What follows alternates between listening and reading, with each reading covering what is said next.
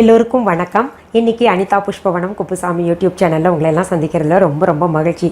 இன்றைக்கு பிறந்த நாள் மற்றும் திருமண நாள் காண இருக்கின்ற அனைவருக்குமே என்னுடைய வாழ்த்துகள். உங்களுடைய வாழ்க்கையில் நீங்கள் அனைத்து நலங்களும் வளங்களும் கிடைக்கப்பெற்று நீடூழி வாழணும்னு சொல்லிட்டு நான் இறைவன்கிட்ட பிரார்த்திக்கிறேன். இந்த காணொளியை காண்கின்ற அனைவருக்குமே இந்த நாள் இனிய நாளாக அமையட்டும். இன்னைக்கு கிச்சன் செட்டப்பில் நான் இன்னொன்று உங்களுக்கெல்லாம் ரொம்ப மகிழ்ச்சியாக இருக்கும். ஏன்னா உங்களுக்கு என்ன பிடிக்குதோ அதை நான் செஞ்சாதான் உங்களுக்கும் திருப்தி எனக்கும் திருப்தி இல்லையா? அதனால்தான் சரி இன்னைக்கு என்ன செய்து காமிக்க போகிறேன்னா, நான் சொன்னேன் உங்ககிட்ட சப்பாத்திலே ஏகப்பட்ட வெரைட்டி செய்யலாம் அப்படின்னு. இதில் ஒரு சிலர் கேட்டுட்ருக்கீங்க, நாங்கள் காலையில் வேலைக்கு கிளம்புறோம், காலையில் வீட்டில் டிஃபன் சாப்பிட்டு போயிடுவோம், மத்தியானம் ஏதாவது தாளிச்ச சாதம் இல்லாட்டி ஃப்ரைட் ரைஸ் இந்த மாதிரி எடுத்துகிட்டு போயிடுவோம் மேடம், நைட்டு வர்றதுக்கு ரொம்ப லேட் ஆகுது, வீட்டுக்கு சேர்றதுக்கு லேட் ஆகுது, ஆனால் பசிச்சிருது எங்களுக்கு. அதனால் அந்த சாயந்தரம் பொழுதில் 7-7:30 மணி போல் எங்களுக்கு பசிக்குது, அப்படி சாப்பிட்றதுக்கு டிஃபன் கொண்டு போகிறது கெடாமலும் இருக்கணும், அந்த நேரத்தில் சாப்பிட்றதுக்கு என்ன நல்லா இருக்குமோ அந்த மாதிரி ஏதாவது ஒரு வெரைட்டி செஞ்சு காமிங்க அப்படின்னு கேட்டுக்கிட்டீங்க. அதுக்காக நான் காலிஃப்ளவர் ஸ்டஃப்டு சப்பாத்தி செய்து காமிக்க போகிறேன். இந்த காலிஃப்ளவர் ஸ்டஃப்டு சப்பாத்தி உங்களுக்கு அந்த இது குழந்தைங்களுக்கு கணவருக்கு லஞ்ச் பாக்ஸ் ரெசிபியாக கூட நீங்கள் கொடுக்கலாம். இதில் நிறைய பேருக்கு சப்பாத்தி பிடிக்காது, அந்த கோதுமை எங்களுக்கு பிடிக்கிறது இல்லை, ரைஸ் வெரைட்டியாக செய்யுங்க அப்படின்றீங்க. ரைஸ் வெரைட்டி உங்களுக்கு செய்து காமிக்கிறேன். ஆனால் கோதுமை மாவில் நிறைய ஃபைபர் கண்டென்ட் இருக்குது, அப்படி சாப்பிட்றதுனால நமக்கு பார்த்திங்கன்னா இந்த உடம்பு போடுதுன்னு நினைக்கிறாங்கல்ல, அப்படி உடம்பு போடுது அப்படின்னு நினைக்கிறவங்க, தொப்பை எல்லாம் போடுது அப்படின்னு நினைக்கிறவங்க இந்த சப்பாத்தியை கொஞ்ச நாளைக்கு சேர்த்துக்கிட்டு வாங்க. உடல் ஒரு கட்டுக்கோப்பாக வந்த பின்னாடி வேணால் நம்ம சாதத்தை சேர்த்துக்கிட்டு வரலாம்.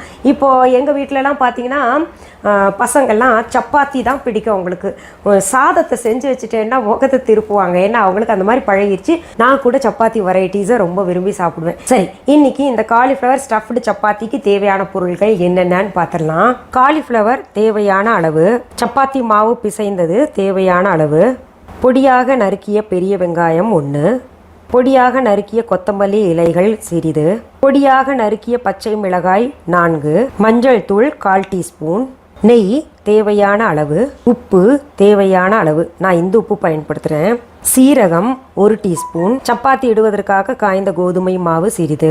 இப்போ நம்ம காலிஃப்ளவரை நல்லா சுத்தம் பண்ணிவிட்டு அதில் உள்ள பூச்சியெல்லாம் இருக்கும், அதை பார்த்து சுத்தம் பண்ணிவிட்டு இந்த மாதிரி பூவை எடுத்து வச்சுக்கோங்க. அந்த பூ உங்களுக்கு தேவையான அளவு, உங்கள் வீட்டில் எவ்வளோ பேர் இருக்காங்களோ அதுக்கேற்ற மாதிரி நீங்கள் சமைச்சிக்கோங்க. அந்த காலிஃப்ளவர் பூவை எடுத்துக்கிட்டு நான் துருவி வச்சுருக்கேன் பாருங்கள். அடுப்பில் ஒரு வாணலியை வச்சுக்கோங்க. இப்போது வாணலி சூடாயிருச்சு, அதில் கொஞ்சம் நான் நெய் விடுறேன். உங்களுக்கு நெய் பிடிக்கலன்னா நீங்கள் ஆப்ஷன் எது எந்த எண்ணெய் பயன்படுத்துகிறீங்களோ அதை பயன்படுத்திக்கோங்க. நான் நல்ல பசு நெய், நம்ம VHA.online இருக்குல்ல அந்த பசு நெய் தான் பயன்படுத்துகிறேன். சீரகம் போட்டு தாளிச்சிடுறேன், சீரகம் பொரியட்டும். அடுத்தது நம்ம வெங்காயத்தையும் இதில் கொட்டிக்கலாம்.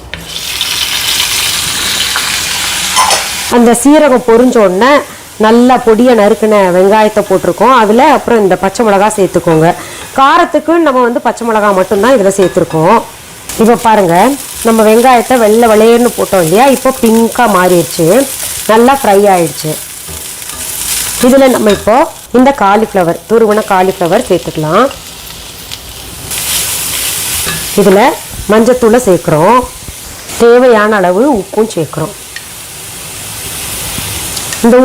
இந்த உப்பு எல்லாம் பார்த்தீங்கன்னா நம்ம VHA.online இருக்குது. நம்ம VHA.online கிராசரி இதெல்லாம் வச்சுருக்கீங்களா அப்படின்னு கேட்டிங்கன்னா எல்லாம் ஆர்கானிக் பொருள் வச்சுருக்கோம். இப்போ நல்லா இது பெரட்டி விட்டுருங்க. இப்போது இந்த காலிஃப்ளவரில் லேசாக தண்ணி ஊற்றிக்கலாம். நம்ம ஒரு 1/2 டம்ளர் போல் தண்ணி ஊற்றிட்டு தட்டு போட்டு மூடி வச்சிடலாம், வேகட்டும். அதில் கொத்தமல்லி இலைகளை சேர்த்துக்கோங்க, நல்லா கலந்து விட்டு உப்பு பார்த்துக்கோங்க. வெந்துருச்சுன்னா விட்டுருங்க, அப்படி இல்லைன்னா திரும்ப நம்ம இன்னொரு முறை வேக வைக்கணும் தட்டு மூடி வச்சு. தட்டை திறந்து வச்சுட்டு நல்லா கிளறி விடுங்க. காரணம் என்னென்னா துளி கூட தண்ணி இருக்கக்கூடாது நம்ம சப்பாத்தி உருட்டும் போது. அப்படி செய்யலைன்னா நமக்கு உருட்ட வராது. காலிஃப்ளவர் சீக்கிரத்தில் வெந்துடும், அதனால் நம்ம தண்ணியே பார்த்து தான் ஊற்றணும். இந்த ஸ்டஃபிங் அப்படியே சாப்பிட்லாம், ரொம்ப சுவையாக இருக்குது. இப்போ பாருங்கள், இதில் காயில் இருந்த தண்ணியெல்லாம் நல்லா காஞ்சிருச்சு. இப்போ அடுப்பை விட்டு நான் இறக்குறேன். இப்போது இந்த மாவு உருண்டை பண்ணி வச்சுருக்கோம் இல்லையா, அதை சின்ன சின்னதாக உருட்டி வச்சுக்கலாம். அது வரைக்கும் அந்த ஸ்டஃபிங் ஆறட்டும். நல்லா இவ்வளோ பெருசு செஞ்சு வச்சுக்கலாம், ஏன்னா அதில் உள்ள நிரப்பி மறுபடியும் உருட்ட போகிறோம் இல்லையா, அதனால். அடுத்தது நம்ம சின்னதாக உருட்டணும்ல, அதில் இந்த ஸ்டஃபிங் வச்சிடலாம்.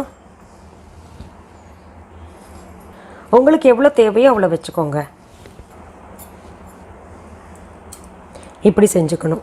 நம்ம saree எப்படி மடிப்போமோ புடவை மடிப்பு மாதிரி இப்படி மடிச்சுக்கணும். இது நிறைய பேர் வரலன்னு எனக்கு முன்னாடியே சொல்லியிருந்தீங்க. அது வர்றது அது ப்ராக்டிஸ். ஏன்னா எனக்கு டெய்லி சப்பாத்தி செஞ்சு பழக்கம். அதனால் அது வர்றது கொஞ்சம் கஷ்டம். அது பழகிட்டிங்கன்னா வந்துடும். அப்புறம் இப்படி மாவு தூச்சு மறுபடியும் நம்ம உருட்டலாம்.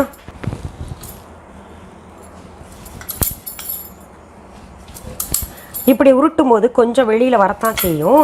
அதுக்காக நீங்கள் வருத்தப்படாதீங்க. இவ்வளோ பெருசு உருட்டினா போதும்.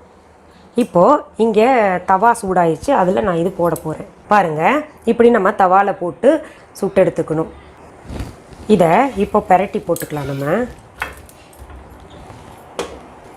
அந்த பக்கமும் வெந்த பின்னாடி தேவையான அளவு நெய் பூசிக்கலாம். நம்ம என்ன இவ்வளோ நெய் போடுறீங்களேன்னு நினைப்பீங்க. நெய் ஒன்றும் ஆகாது, பசு நெய் வேறு. இது சாப்பிட்டு ஏதாவது நம்ம சூடாக குடிச்சிட்டோன்னா ஒன்றும் பிரச்சனை இல்லை.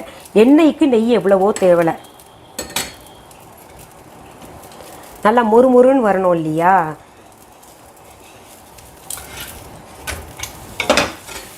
இப்போ பாருங்கள், ஒரு பக்கம் நல்லா சுட்டுருச்சு. நம்ம சிம்மில் முடிஞ்ச அளவு வச்சு சுட்டோன்னா பதமாக உள்ளே இருக்கிற ஸ்டஃபிங்ஸ் கூட நல்லா இருக்கும். இது ஸ்டஃபிங் உள்ளே இருக்கிறனால நம்ம கொஞ்சம் நெய் போட்டோம்ல, போடும்போது நிறையா இருந்த மாதிரி இருந்தது இல்லை. இப்போ பாருங்கள், உள்ளே இருக்கிற ஸ்டஃபிங்ஸ் வந்து நல்லா இழுத்துருச்சு. நீங்கள் நெய் நான் நிறையா போட்டேன்னு சொன்னதுக்கு பயந்துராதீங்க. கிட்டத்தட்ட ஒரு சப்பாத்திக்கு ஒரு 1/2 டீஸ்பூன் போல் தான் போட்டிருப்பேன். இன்னும் இங்கே கொஞ்சம் வேகணும் நடுவில். இங்கே பாருங்கள், இதுவும் சரியாக வெந்துருச்சு இந்த பக்கமும். இப்போ பாருங்கள், காலிஃப்ளவர் ஸ்டஃப்டு சப்பாத்தி பார்க்கவே ரொம்ப அழகாக இருக்குல்ல. அதுக்கு நம்ம இந்த ராயத்தா தொட்டுக்கிட்டாலே போதும். ஏன்னா அதுலேயே காலிஃப்ளவர் இருக்குது. இது கூட வேறு ஏதாவது செஞ்சோன்னா ரொம்ப ஹெவி ஆகிடும். இதுதான் சரியான காம்பினேஷனாக இருக்கும். இதுலேயும் இந்த தயிரில் சீரகத்தூளும் மிளகாத்தூளும் போட்டிருக்கேன். இப்போ நான் சாப்பிட்டு காமிக்கிறேன். ஆனால் நீங்கள் நினைப்பீங்க எங்களை விட்டுட்டு நீங்கள் சாப்பிட்றீங்களே அப்படின்னு. ஆஹா, ரொம்ப சுவையாக இருக்குது. அந்த காலிஃப்ளவருக்குன்னு தனி ஒரு சுவை இருக்குல்ல, அதில் நெய்யெல்லாம் சேர்த்து செஞ்சனால ரொம்பவே சுவையாக இருக்குது. ரொம்ப எளிமையானது. நம்ம இரவு வரைக்கும் கெடாமல் இருக்கணும்னா இது டிஃபன் பாக்ஸில் நீங்கள் கொண்டு போகலாம் ஆஃபீஸ்க்கு. சரி, இன்றைக்கி இந்த பதிவில் எளிமையான காலிஃப்ளவர் ஸ்டஃப்டு சப்பாத்தி பார்த்தோம் இல்லையா? மீண்டும் அடுத்த பதிவில் வேறு ஒரு நல்ல தலைப்போட உங்களை எல்லாம் சந்திக்கிறேன். அதுக்கு முன்னாடி இன்னொன்று சொல்லிக்கிறேன். நீங்கள் இதை செஞ்சு பார்த்துட்டு எனக்கு கமெண்ட் பாக்ஸில் கமெண்ட் பண்ணுங்கள். இந்த சமையல் செய்து காமிக்கிற நிகழ்ச்சி சாதாரண விஷயம் கிடையாதுங்க. அதுக்கு ரொம்பவே மெனக்கிடணும். காய்கறியெல்லாம் அரிஞ்சு அப்புறம் செய்து காமிக்கிறது சரியான முறையில் வரணும் இல்லையா? அந்த ஃபினிஷிங் வர்ற வரைக்கும் நல்ல பக்குவமாக பார்த்து செய்யணும். இது ஒரு சமையல் நிகழ்ச்சி செய்யணுன்னாலே 1/2 நாள் ஆயிடுது. நிறைய பேர் நல்லா செய்து காமிக்கிறாங்க. அதனால் நீங்கள் கமெண்ட் பாக்ஸில் ரெஸ்பான்ஸ் பண்ணுங்கள். மீண்டும் அடுத்த பதிவில் வேற ஒரு நல்ல தலைப்போடு உங்களை எல்லாம் சீக்கிரத்தில் சந்திக்கிறேன். அது வரைக்கும் நன்றி, வணக்கம்.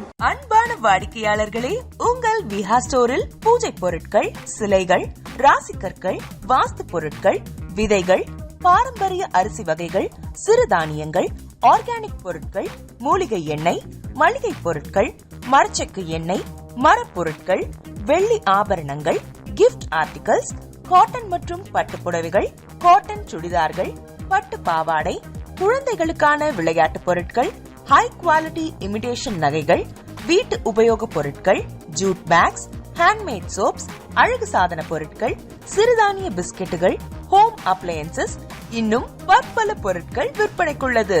விஹா ப்ராடக்ட்களை நீங்கள் வாங்க விரும்பினால் அது எங்களுடைய viha.online வெப்சைட் மற்றும் சென்னை ராஜா அண்ணாமலைபுரத்தில் உள்ள எங்கள் விஹா ஸ்டோரில் மட்டுமே கிடைக்கும் என்பதை தெரிவித்துக் கொள்கிறோம்.